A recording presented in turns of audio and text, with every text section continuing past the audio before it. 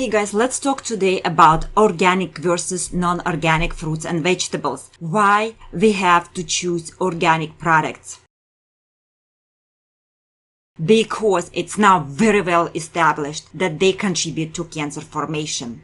How? The most common chemical substances that we see on non-organic fruits and vegetables are herbicides, and the most common is atrazine. It's actual substance number 1, and then after that Roundup, glyphosate that we see in our food and water supplies. By the way, atrazine was banned from Europe in 2004, and it's still very widely used in US and in Australia.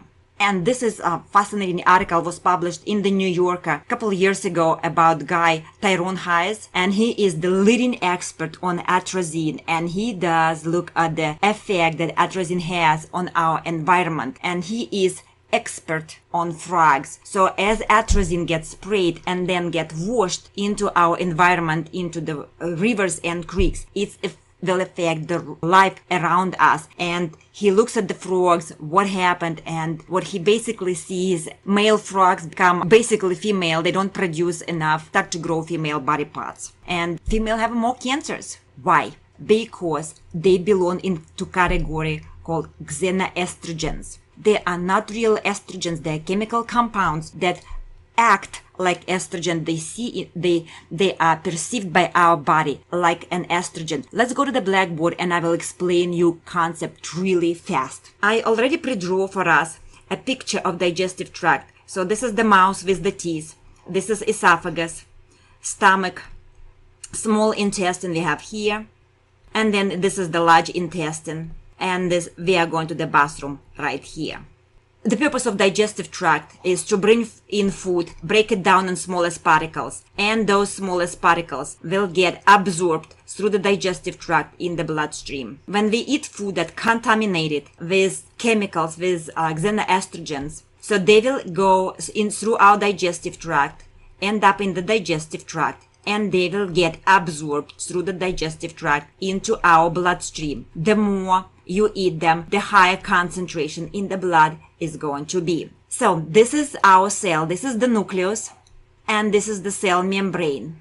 The nucleus is where all our genetic information, DNA, is stored. Let's say this cell is a breast cell. All female organs, breast, ovaries, uterus, they have a lot of receptors for estrogen on their surface. So this is receptor for estrogen. This is receptor for estrogen. This is receptor. So a lot of the estrogen receptors. As those chemical compounds get delivered with the bloodstream into the cells, they get attached to this estrogen receptor, and they send the signal from the surface of the cell into genetic information, and the signal is start to grow and reproduce. Means that cell will grow and divide, so it divides in half and will grow fast and will divide again. The more estrogen or estrogenic-like compound you are going to have in the bloodstream, the more seeds will be occupied, the stronger signal you are going to receive. Start to grow, start to reproduce, start to grow, start to reproduce. By definition, fast growth and reproduction means cancer. So the chemical goes here, goes through the digestive tract in the bloodstream, and then sends the signal, start to grow and reproduce. Let's go back to the PowerPoint and see and talk what we can do about it. We can do two things about that. Number one, we can buy organic. And I know it is very expensive. I personally buy very little organic. I buy all dairy products organic, like milk and yogurt. I buy in bulk. I buy very little fruits and vegetables because a lot of that I'm growing myself. So, but if you cannot buy, there is at least 30 dozen. Those are the fruits and vegetables. They have to be organic. So go on the web, look for 30 dozens like strawberries. Absolutely must be organic. I grow a lot of my own, and I want to show you how we solve this problem in our community. And by the way, forget this American concept now. It's in the past, like this beautiful lawn. No, not anymore. So here is what we did in our community. We started organic garden. You can see here was one bed. Here is the other. We built elevated beds. And here we have a parking lot and here we have houses. And I think this one is actually my bed, right? Here is what I have in my bed. You can see some tomatoes are still green. Here is the red one. This is the leaf of the cucumber.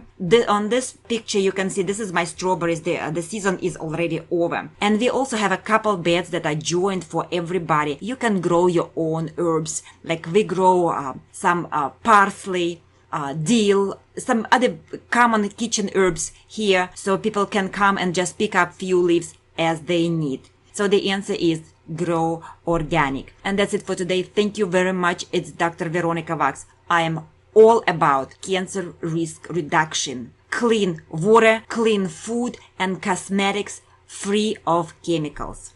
If you have any questions, please post them below. I am here for you to answer your questions.